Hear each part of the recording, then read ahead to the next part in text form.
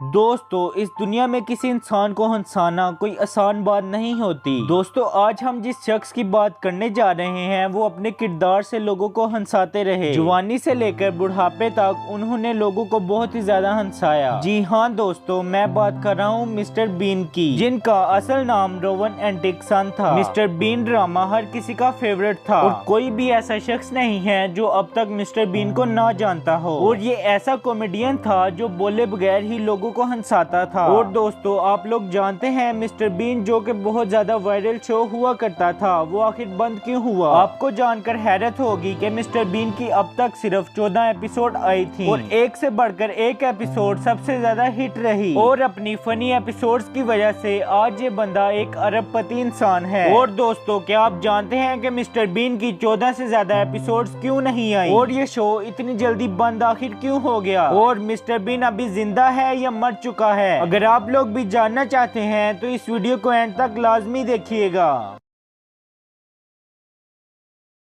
दोस्तों, रोवन एंटिकसन की कहानी शुरू होती है 6 जनवरी 1955 से। रोवन एंटिकसन, जिनको हम मिस्टर बीन के नाम से भी जानते हैं, वो बहुत ही गरीब घराने में पैदा हुए। उनके वालिद किसान थे और मेहनत मजदूरी कर अपना पेट पालते थे। लेकिन जब रोवन इनको मेहनत मजदूरी करते देखते थे तो इनको बहुत बुरा महसूस होता था। रोवन शुरू से ही कुछ बड़ा करना चाहते थे। इनको बचपन से ही स्पीकिंग डिसऑर्डर था, जिसे हम बोलने की माजूरी भी कहते हैं, जिससे ये हकला के बातें किया करते थे। इनके हकलाने की वजह से इनके वालिद ने इनको अपने साथ रखने का फैसला किया ताकि वो इनके साथ मेहनत मजदूरी में हाथ बटा सकें। और इनके वालिद सोचते थे कि हकलाने की वजह से ये कुछ भी नहीं कर पाएंगे। लेकिन रोवन पढ़ने में बहुत ही ज्यादा दिलचस्पी लेते थे और मिस्टर बीन का हकलाना उनकी बहुत सी नाकामियों का सबब बना। और रोवन की ये बीमारी की वजह से बहुत से लोग इन्हें छेड़ा करते थे और रोवन को बहुत बुरा फील होता था। इनकी ये बीमारी की वजह से इनका कोई दोस्त भी नहीं हुआ करता था और सब लोग इसे दूर दूर रहा करते थे। रोवन साइंस में बहुत ज्यादा दिलचस्पी लेते थे। इन्होंने टीचिंग के शोबे में अपना कैरियर बनाना चाहा क्योंकि इनके तकरीबन हर सब्जेक्ट में फुल मार्क्स आते थे। इन्होंने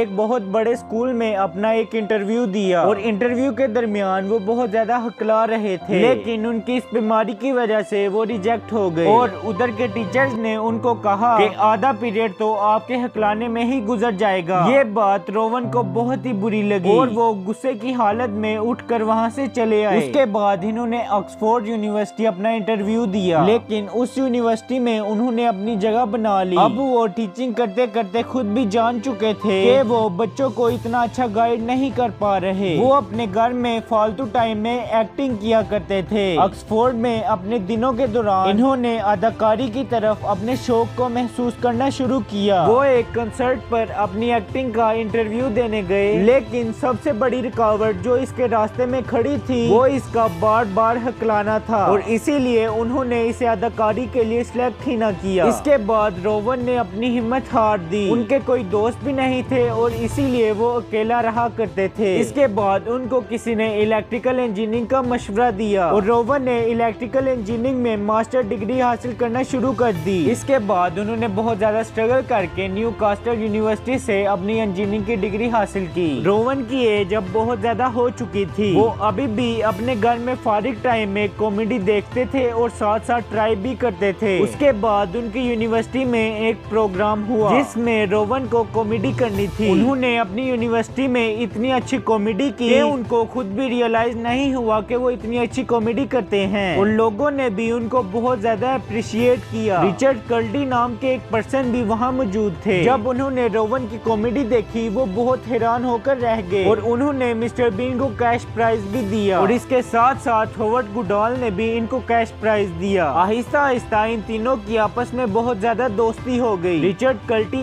एक राइटर थे और हॉवर्ड गुडॉल म्यूजिक कंपोजर थे। तीनों मिलकर स्टोरीज बनाने लगे। उन्होंने अपना एक प्ले सोशल मीडिया पर अपलोड किया। जॉन लॉयड ने जब उनका एक प्ले देखा उन्होंने रोवन को टीवी शो में आने की ऑफर दी। अब 22 साल के रोवन के पास दो रास्ते थे। एक तरफ उनके दोस्त थे जिनके साथ वो सोशल मीडिया पर अर्निंग किया करते थे और तीनों आपस में डिवाइड कर लेते थे, और दूसरी तरफ टीवी शो था जिनसे उनको बहुत बड़ी ऑफर हुई थी और वो जानते थे कि वो टीवी शो में अपना फ्यूचर बना सकते हैं। और उनके पहले शो का नाम था नॉट द 9 o'clock शो, जो कि देखते ही देखते बहुत ज्यादा हिट हो गया। उसमें मिस्टर बीन की एक्टिंग की बहुत ज्यादा तारीफ हुई। इसके बाद रोवन को ब्लैक एडर शो ऑफर हुआ और इस शो के राइटर उनके दोस्त कर्टिस थे जिनके साथ उन्होंने यूनिवर्सिटी में काम किया था, और इस शो को भी लोगों ने बहुत ज्यादा पसंद किया और देखते ही देखते ये शो बहुत ज्यादा हिट हो गया। और अब रोवन जो भी कोई शो करते तो वो लोगों को बहुत ज्यादा पसंद आते, क्योंकि इनकी एक्टिंग के लोग बहुत ज्यादा दीवाने हो चुके थे। एक बार बेन निल्टन नाम के एक डायरेक्टर उनके पास एक स्क्रिप्ट लेकर आए जो एक विजुअल कॉमेडी थी।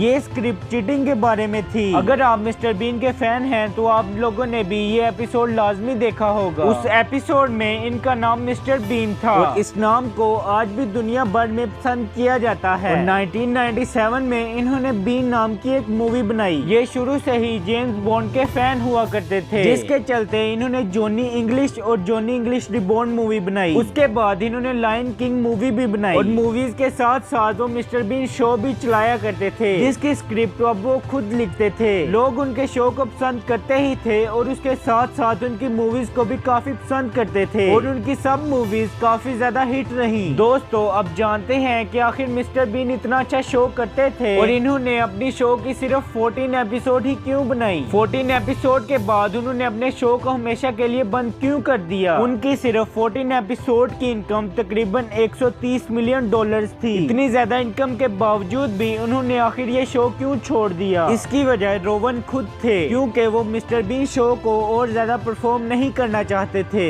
मिस्टर बीन को बहुत ज्यादा शोज में पूछा जाता कि आखिर वो मिस्टर बीन शो क्यों नहीं कर रहे। इसके मुताबिक ये जहाँ जाते थे लोग इनको पहचानते ही नहीं थे कि यही मिस्टर बीन है, क्योंकि वो अपनी नॉर्मल लाइफ में एक सीरियस इंसान थे और रोवन को डर था कि अब ये बेवकूफ के नाम से पूरी दुनिया में जाना जाएगा और ये चाहते थे कि मेरी सीरियस एक्टिंग भी वायरल हो। लेकिन लोग इनकी कॉमेडी वाली एक्टिंग ही पसंद किया करते थे और दूसरी वजह ये थी कि उनके मुताबिक अब वो बहुत बूढ़े हो चुके थे और उन पर बच्चों वाली एक्टिंग सूट नहीं करेगी, और इसीलिए इन्होंने मिस्टर बीन ड्रामे को हमेशा हमेशा के लिए छोड़ दिया। लेकिन आज भी लोग इनकी एक्टिंग को बहुत ज्यादा मिस करते हैं। और दोस्तों, अब सवाल आता है कि मिस्टर बीन आखिर मर चुके हैं कि अभी भी जिंदा हैं। 2017 में रोवन की मरने की खबरें हर तरफ फैल गई थी, लेकिन ये तमाम खबरें झूठी थी, क्योंकि रोवन अभी भी जिंदा हैं। रोवन अब 65 साल के हो चुके हैं और इनको साइकिलिंग का बहुत ज्यादा शौक है और अब ये अपने फ्री टाइम में साइकिलिंग किया करते हैं। मिस्टर बीन की ये कहानी हमें सिखाती है कि कामयाबी के लिए आपको खूबसूरत चेहरे और जिस्म की जरूरत नहीं होती और जज्बा और मेहनत के साथ आप जो चाहें हासिल कर सकते हैं। और मिस्टर बीन ने अपने हकलाने की बीमारी को अपनी कामयाबी का मौका बना लिया और मिस्टर बीन का हकलाना उनकी कामयाबी की बहुत बड़ी वजह बन गई। दोस्तों, आपने इस कहानी से क्या सीखा हमें कमेंट सेक्शन में लाजमी बताइएगा। अगर वीडियो अच्छी लगी हो तो वीडियो को लाइक और चैनल को सब्सक्राइब करना मत भूलिएगा।